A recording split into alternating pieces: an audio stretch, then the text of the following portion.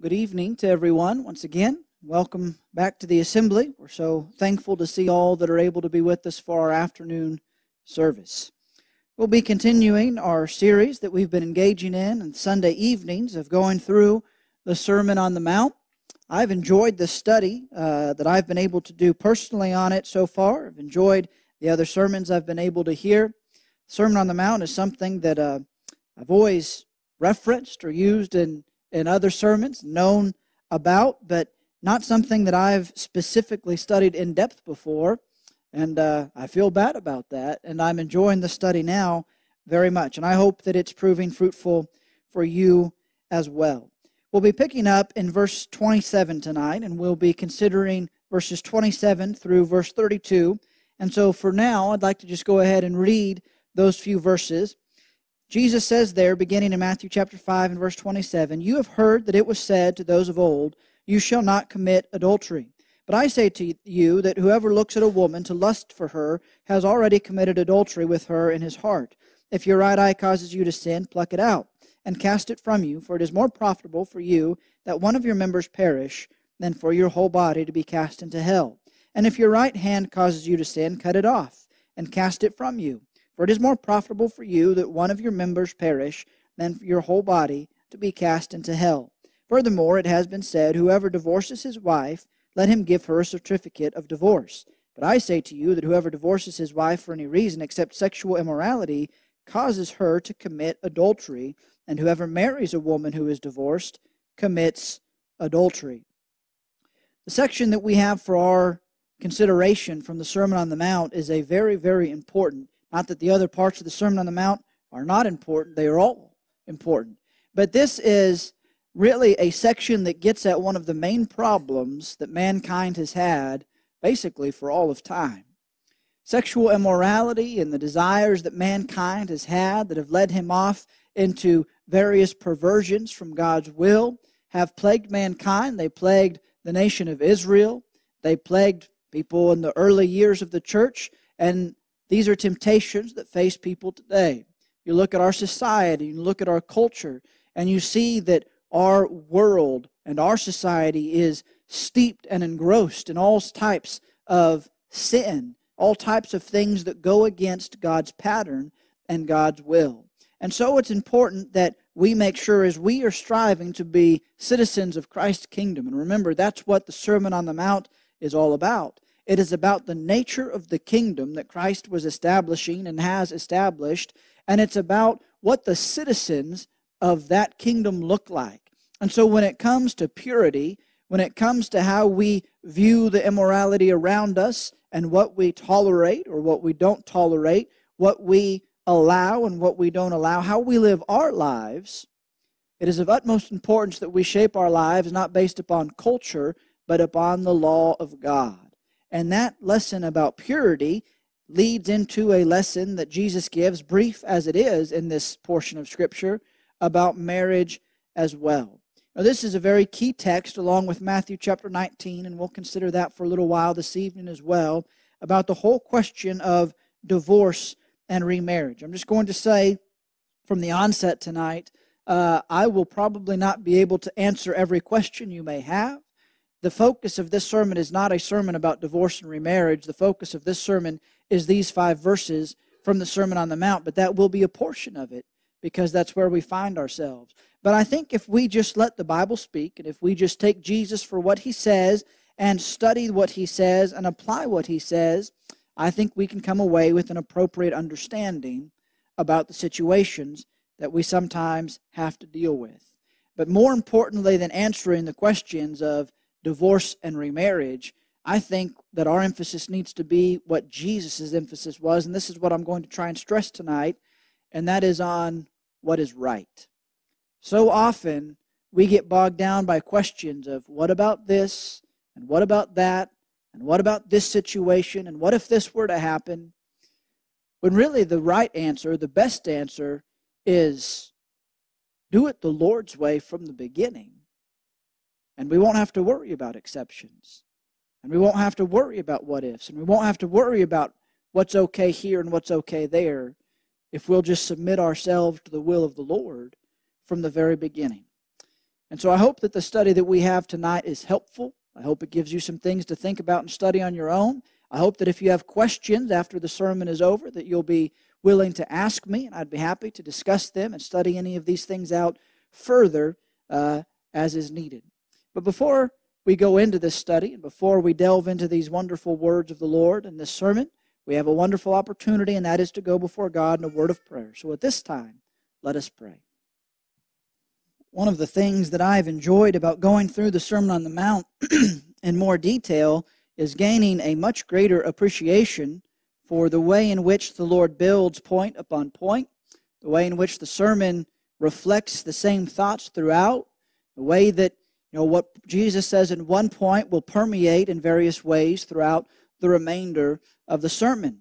And I think that is true with what we have to discuss tonight. And so for just a very brief while, I want to look and see what we've covered so far by way of review and reminder.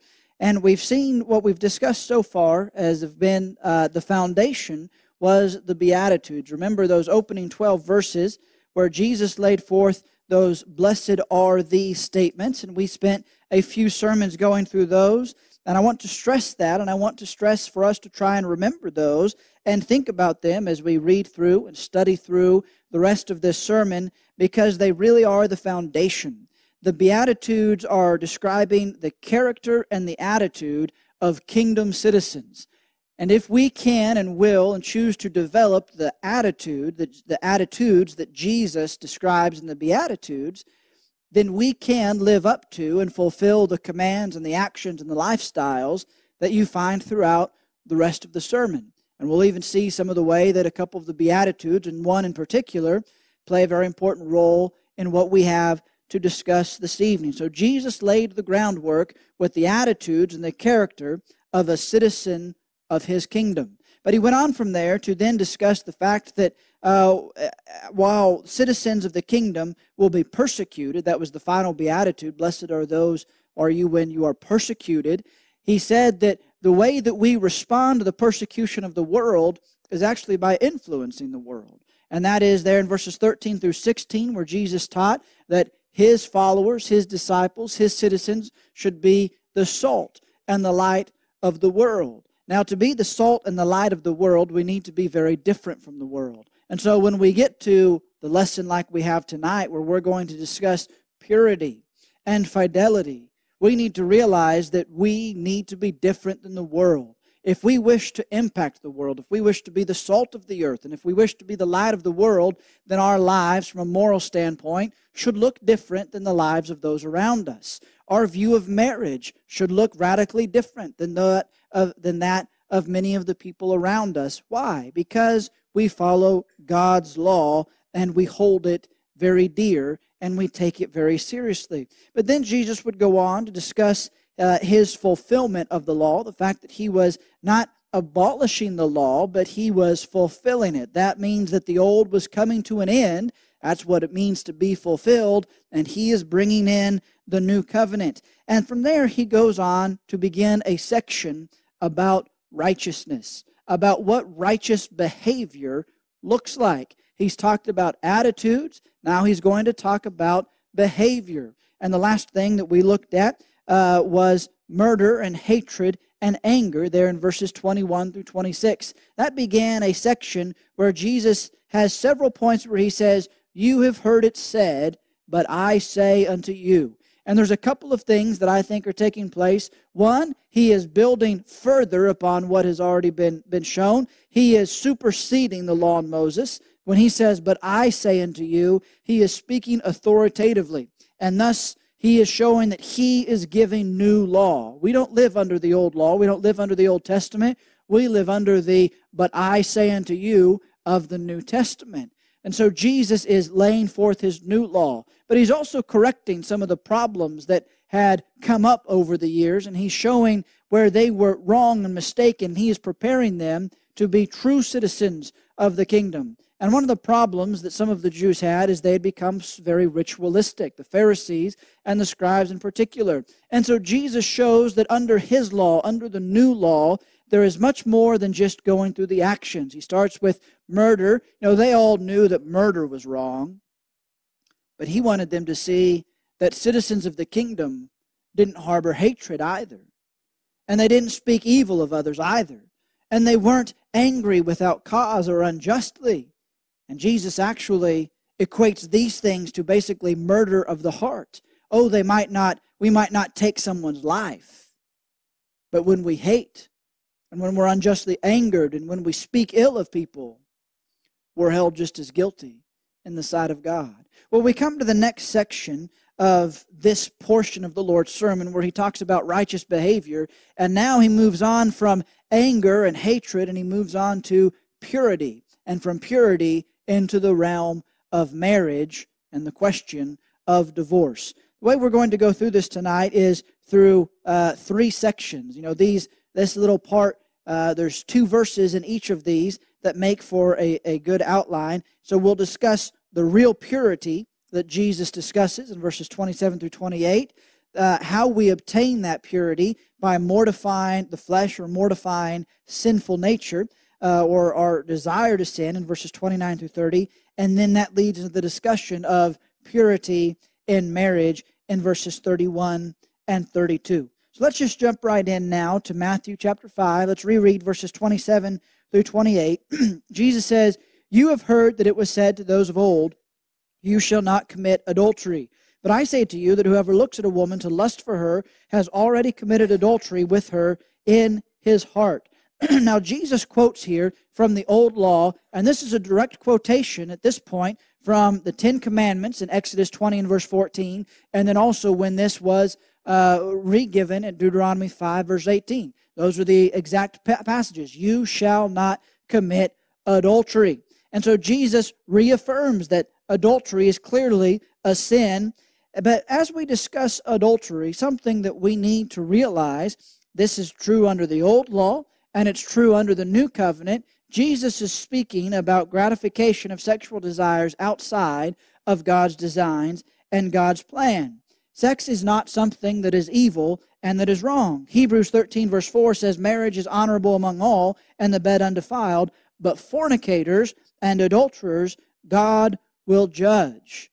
Sex is a part of God's creation. It's something that God gave to mankind. But it becomes sinful when man seeks to fulfill sexual desires outside of God's plan.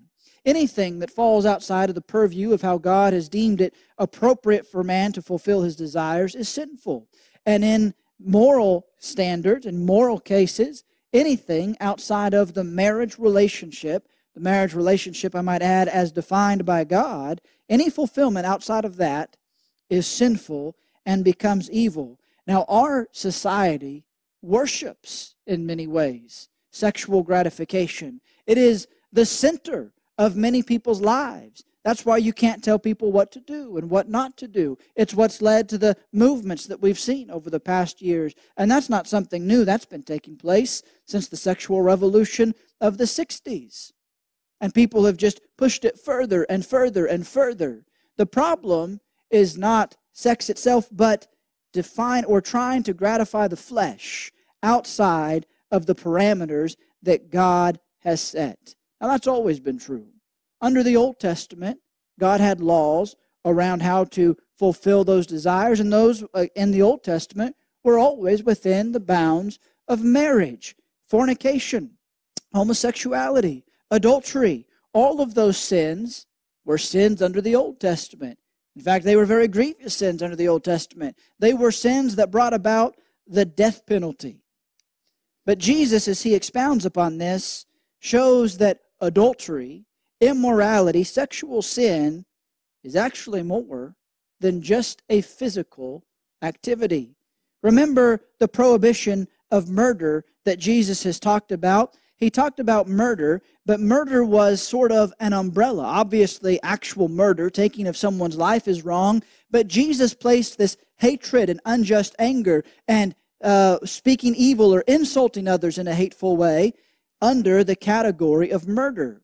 Now, we don't think that way sometimes. We think, well, I can insult a person, but that's not nearly as bad as murder, right? Well, on a certain level, true, but in the eyes of God, it's still sinful.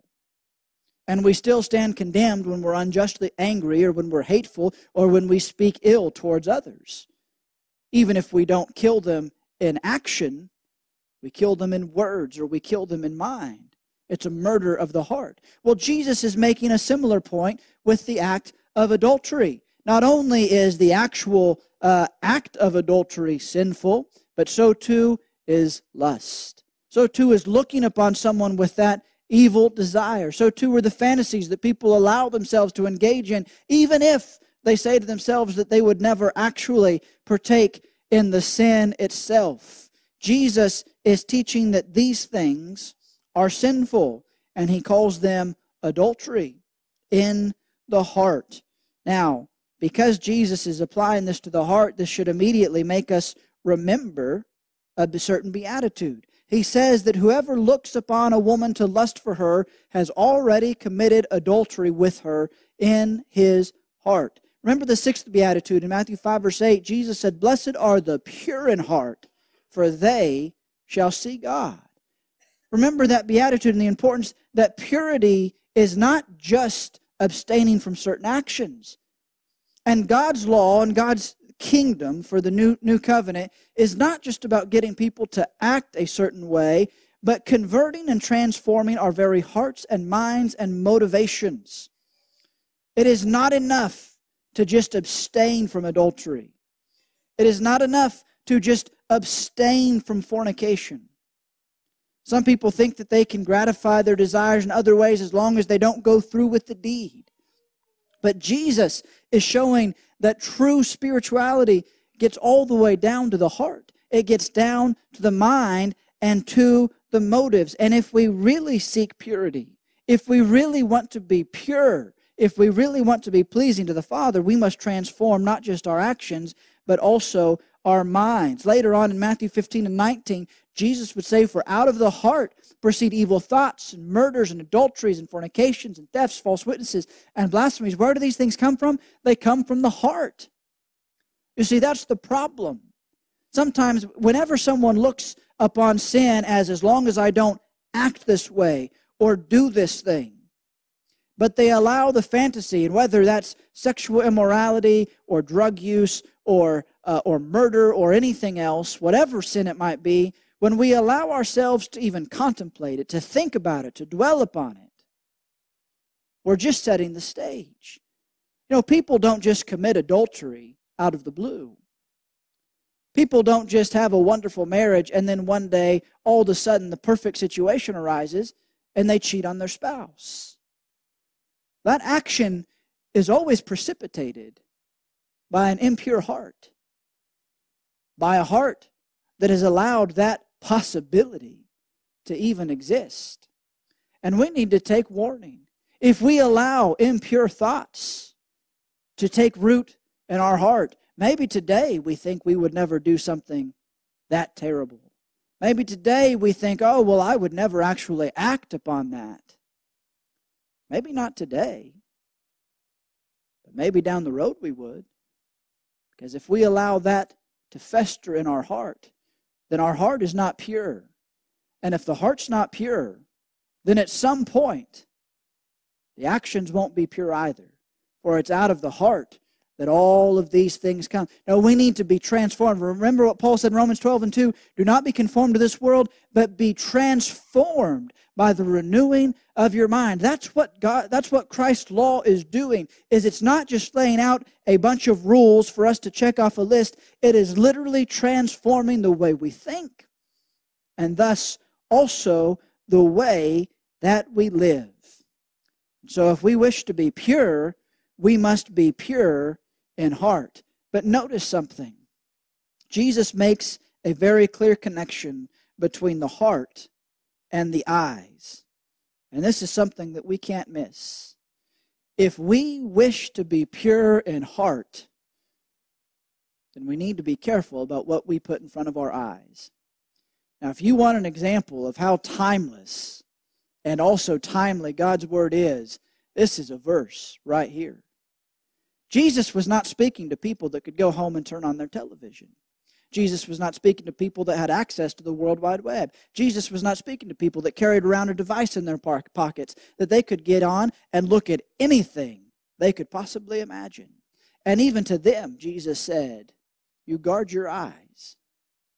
How much more applicable is that to us today in the 21st century, who have access to literally anything that we put our minds to? How important is it for us to be very, very careful, to be cautious about what we read, what we look at, what we watch, what we listen to, what we entertain ourselves by on our cell phones?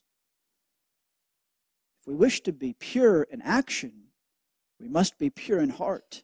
And if we wish to be pure in heart, we must be careful about what we put in front of our eyes. Later on in chapter 6, Jesus is going to say that the eye is the lamp of the body, and if the eye is full of darkness, the body will be full of darkness. He's saying, if what you put before your eyes is evil and sinful, don't be surprised if before long you're evil and sinful. Maybe you can hide it for a while.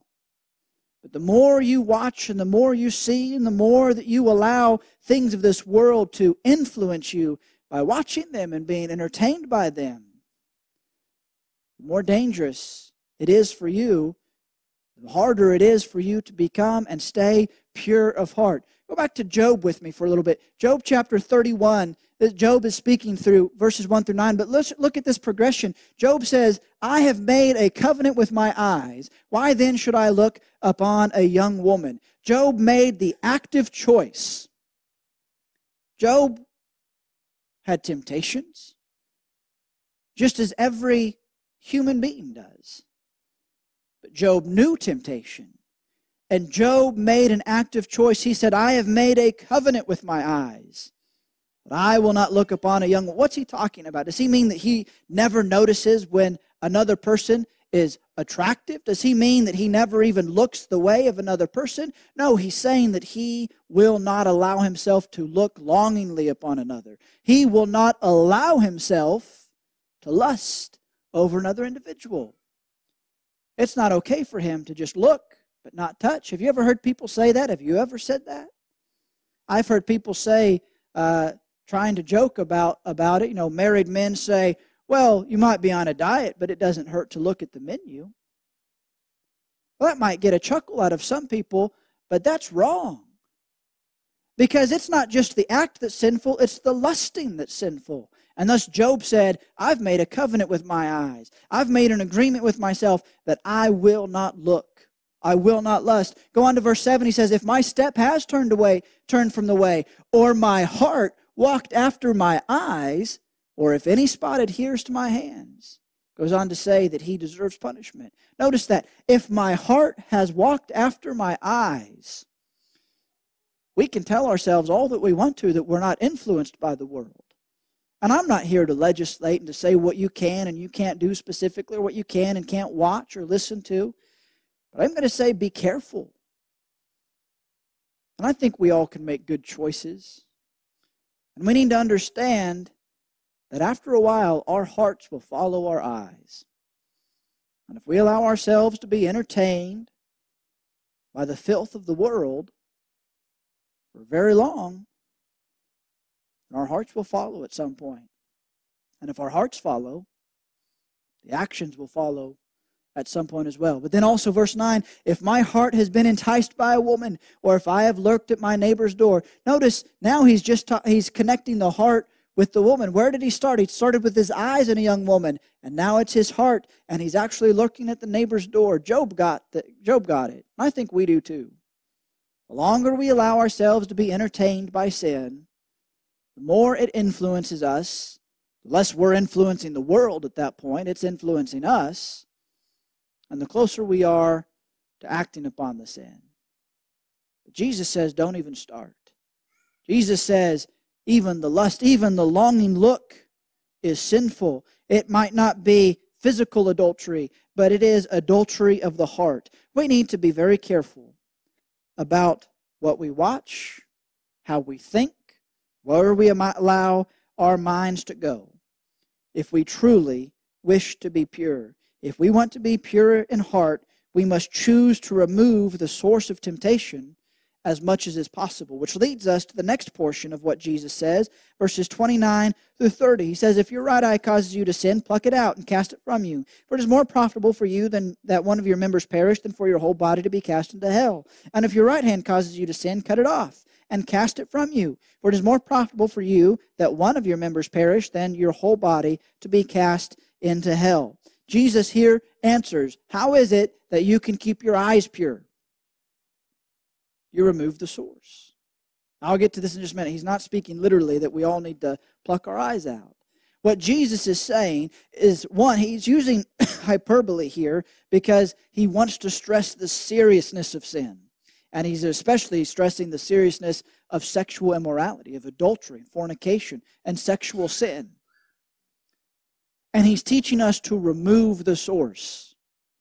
He's saying, don't look, don't touch, and remove whatever you have to remove from your life so that the temptation isn't there.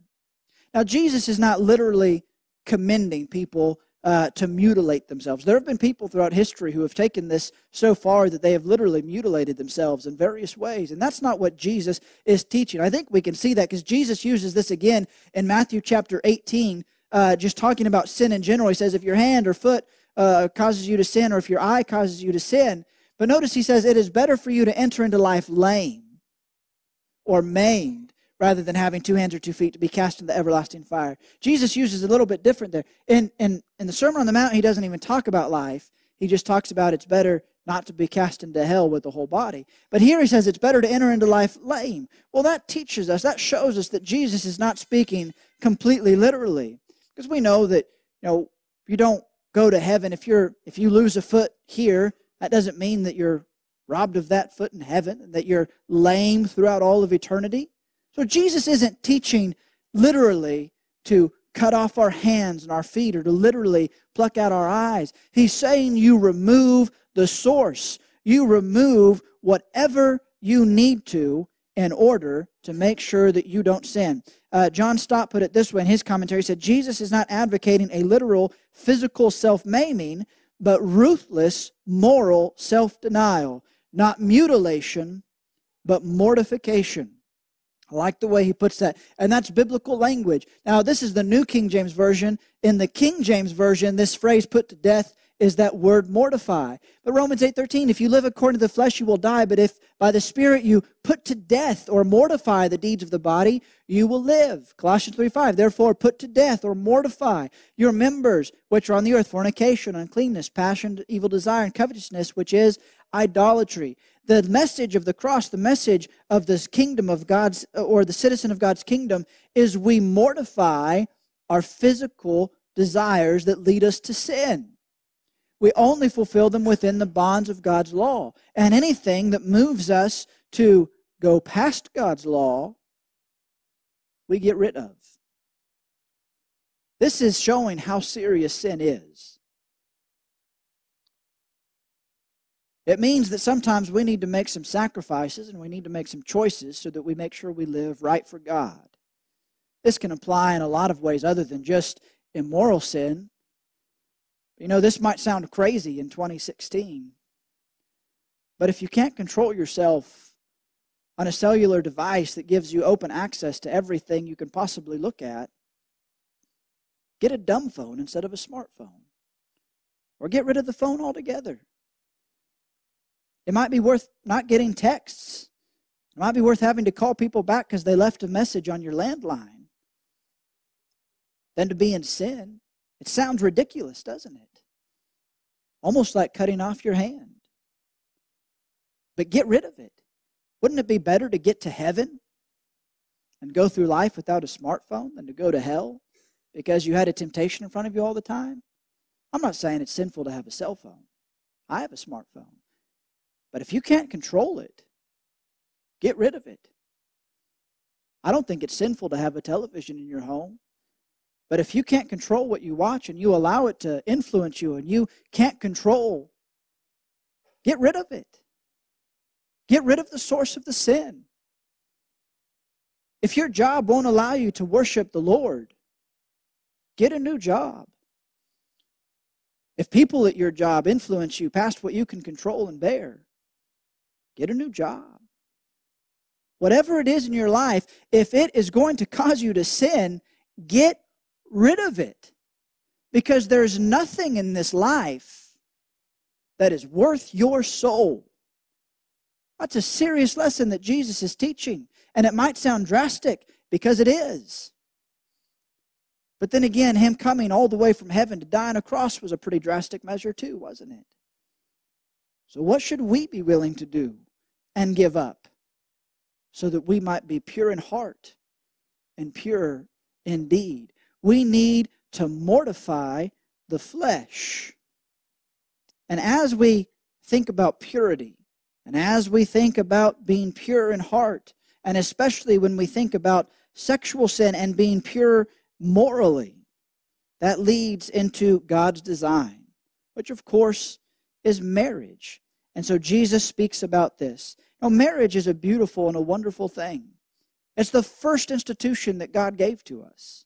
It's the first institution for the well-being of man that God created. It was a marriage between a man and a wife.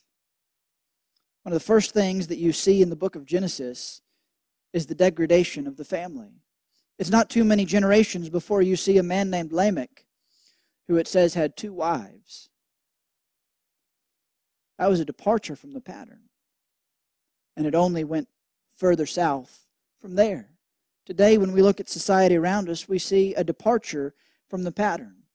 You know, we look around today at society and we see the movements that have taken place. We see the laws that have been passed. And we wonder, how did we get here? People say, I just can't believe where we've come. I just can't believe what is going on now. It actually started here 100 years ago, when marriage itself was decided that it's not all that it should be. I'm getting a little bit ahead of myself. But people, when they started deciding that divorce and remarriage wasn't a big deal, not just the world, but religious people, started viewing marriage as something that could be thrown away and re-jumped into, that's what started us on the path to where we are today. It just shocks us a lot more today with what we see. But it started a long time ago when man started departing from God's pattern. But listen to what Jesus says as He talks about marriage. He says, furthermore, it has been said, whoever divorces his wife, let him give her a certificate of divorce. But I say to you that whoever divorces his wife for any reason except sexual immorality causes her to commit adultery, and whoever marries a woman who is divorced commits adultery. Now, Jesus is for whoever divorces his wife, let him give her a certificate of divorce. This is from Deuteronomy chapter 24, verses 1 through 4. Now, this is a part of the law, but this is a part of the law that was highly debated amongst the Jews and had been misinterpreted by many of the Jews. Let's just read this very quickly.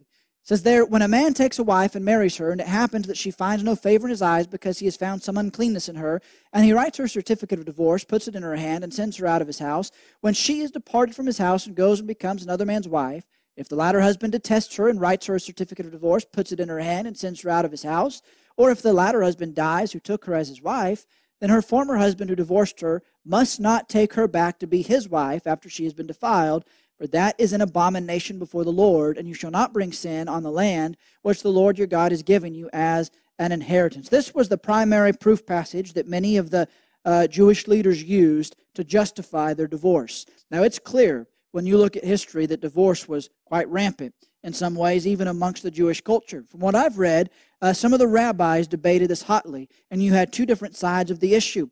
You had one rabbi who believed that this was almost like what the New Testament teaches, that this had to be a very specific sin and was very stringent on the way that divorce could be carried out. But other rabbis, and this seemed to become the popular opinion, thought that this uncleanness could basically be anything. In fact, there's rabbis that taught that if a wife miscooked a meal and it upset the husband, that was enough of a reason for her to be detestable in his sight and him to send her on the way. If as they got older, she just wasn't pretty enough anymore, that was an uncleanness worthy of divorce. And they would send her on the way and go get another wife. Well, that clearly wasn't what Moses had allowed in the law.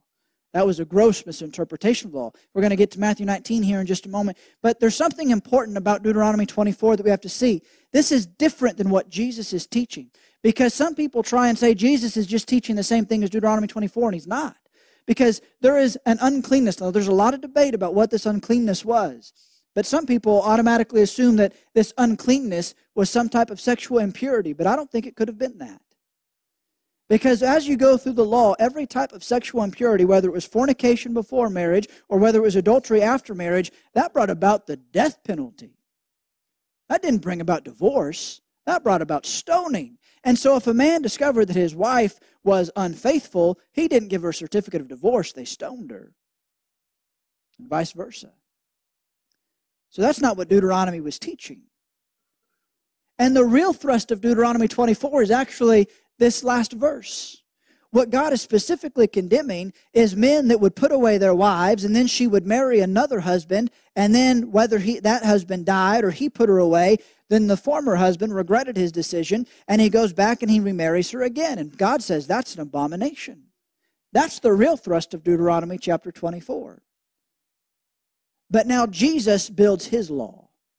Jesus sets forth his law about marriage and divorce, and he says, I say to you, this is the authoritative word of Jesus, anyone who puts his wife away for any cause other than adultery, listen to this, causes her to commit adultery.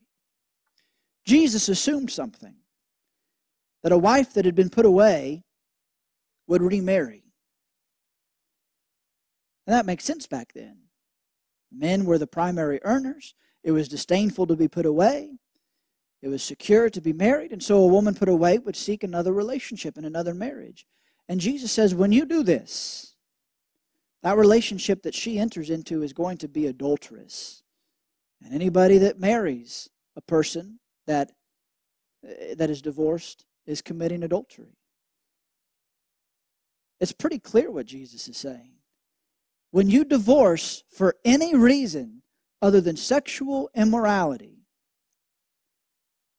any sexual relationship that takes place, even in marriage, after that, is adultery. Now, people come up with all sorts of reasons. And I realize, this is not a sermon on marriage. So we can't get into all of this. But I've talked with people that are in pretty big messes. Their relationships sometimes are terrible. And they're not treated well. And they don't treat each other well. And they just want out. They can't stand each other. But Jesus gives one exception. He says, except for the case of adultery. Now, I'm not saying it's okay to mistreat a spouse. I'm not saying it's okay to beat a spouse. I'm not saying any of that. That's wrong. But this is how serious marriage is. For those that are unmarried, this is how serious you should think about when you start looking for a spouse. For those of us that are married, this shows how committed we ought to be. This is not something we get in and we get out of. You realize the only other reason that a person is freed from their marriage is death? Ever stopped and thought about that? That's how serious adultery is. It brings about the same result as death. That's how serious marriage is. It is God's design. To help us with this and to help clarify, I want to look over at Matthew chapter 19 where Jesus teaches almost the same thing, but it's a little bit different. Because in Matthew chapter 5, Jesus is talking to the disciples. He's talking to those that are following him. In Matthew chapter 19, Jesus is answering a question. We'll look at that, verses 3 through 9. The Pharisees also came to him, testing him, and saying, is it lawful for a man to divorce his wife for just any reason? Notice, they were looking for any reason at all. And he answered and said to them, have you not read that he who made them at the beginning made them male and female? And said, for this reason a man shall leave his father and mother and be joined to his wife, and the two shall become one flesh. So then they are no longer two, but one flesh. Therefore what God has joined together, let not man separate. They said to him, why then did Moses command to give a certificate of divorce and to put her away? He said to them, Moses, because of the hardness of your hearts, permitted you to divorce your wives, but from the beginning it was not so. And I say to you, whoever divorces his wife, except for sexual immorality, and marries another, commits adultery, and whoever marries her who is divorced commits adultery. This passage helps us clarify a little further what Jesus is saying in Matthew chapter 5. Notice what is taking place in Matthew chapter 19. First of all, the Pharisees focused on divorce. Jesus focused on marriage. What was their question? Their question wasn't, Lord, how can we make our marriages better? Lord, how should we revere marriage? They said, can we get a divorce for any reason? What was their driving passion? The ability to get a divorce. Sometimes even good-intentioned conversations, I think, are led the wrong way because we get so preoccupied with when it's okay to get a divorce and whether or not we have the right to remarry. I've seen this in the church. I've seen respected people give advice basically to make sure that a person ensures their ability to get remarried after their divorce. And that's the first conclusion we come to. And that's not right. That's a Pharisaic mindset. Listen to this quote by Mr. Stites. He said, to be preoccupied with the grounds for divorce is to be guilty of the very Pharisaism which Jesus condemned. His whole emphasis in debating with the rabbis was positive, namely on God's original institution of marriage as an exclusive and permanent relationship. How did Jesus respond to the question about divorce? He didn't respond. He talked about marriage. They said, can we get divorced for any reason? He said, in the beginning, God created marriage. And He created it to be one man and one wife, and it was something that was exclusive, and it was permanent. What God has joined together, let not man separate. That's Jesus' answer to divorce. God designed marriage to be exclusive, and He designed it to be permanent. And when we think about marriage, whether we're getting ready for marriage or whether we're in marriage, that's how we as citizens of God's kingdom should look at it. It is exclusive and it is permanent.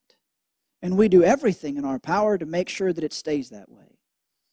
By being pure ourselves and helping our partners be pure and fulfilling our God-given roles. That's how Jesus responded to the question about divorce. But also the Pharisees saw Moses' words as a command. They said, when Jesus answered them, they said, well, then why did Moses command to give a certificate of divorce? Because it wasn't a command. And Jesus corrects them. He says, He permitted it. Deuteronomy chapter 24 was a concession, not a command. They took it to go do whatever they wanted to. And Jesus said, it's because your forefathers and you too had such hard hearts that it was allowed. But it wasn't God's intention from the beginning. What predates the law of Moses? Creation. And from creation, the design and the plan of God has been one man for one woman for life, separated only by death. What does Jesus reinstitute in His kingdom? He doesn't allow the concession of putting away the wife. He focuses on the fact that it is to be one man for one woman for life. Exclusive and permanent. And that should be the driving focus of a marriage. The Pharisees took divorce very lightly, but Jesus took it very, very seriously. And so should we. And so what is the answer to the divorce and remarriage question? This might be a little bit simple, and it might not be the answer we always want. I think the answer to the divorce and remarriage question is to respect the sacred, God-designed institution of marriage, to build better marriages, and to build our marriages around God and around His Word. We spend so much time and effort trying to explain every situation and trying to figure out when it's okay to get a divorce and when it's okay to remarry. I think we'd be much better served by focusing on God's Word and committing ourselves to obeying it, and committing ourselves to marrying godly people, and committing ourselves to being godly spouses, and committing ourselves to love and to trust the Word of God, and build the homes that God desires us to build. We dedicate ourselves to fidelity and to purity and to fulfillment of the role as God designed it to be in marriage for each of us. I sincerely believe that we won't have the question nearly as often as we do. Is it okay to divorce and to remarry? I really believe that because that's God's way. If we'll focus more on the right, we won't encounter the wrong nearly as much. So dedicate yourself in your marriage to your future spouse, to purity and fidelity. But another lesson that I want to say very quickly, I'm running out of time. Pursue reconciliation. This is a difficult one. This is a challenging one. You know, remember the Beatitudes. That's the foundation, remember? What did the Beatitudes teach? The Beatitudes taught that we are to be poor in spirit. The Beatitudes taught that we are to be meek, that we are to be peaceful and peacemakers, merciful and peacemakers. If our marriages are defined by attitudes that are poor in spirit and meek and merciful and peacemakers, how often do you think those marriages will end in divorce? When spouses display those types of attitudes. And even when a spouse does something wrong and sins, that does not absolve the other party from their responsibility to be poor in spirit, to be meek, to be peaceful, merciful, and to be peacemakers. Now, notice, before this, what did Jesus speak about? He spoke about anger and hatred and then purity. What causes more anger and hatred than anything else? I'd say the worst displays of hatred and anger I've ever seen have been between people in a terrible marriage or people that have separated. And we understand why. We understand when someone sins. We understand when someone breaks our confidence and breaks our trust. How terrible that is.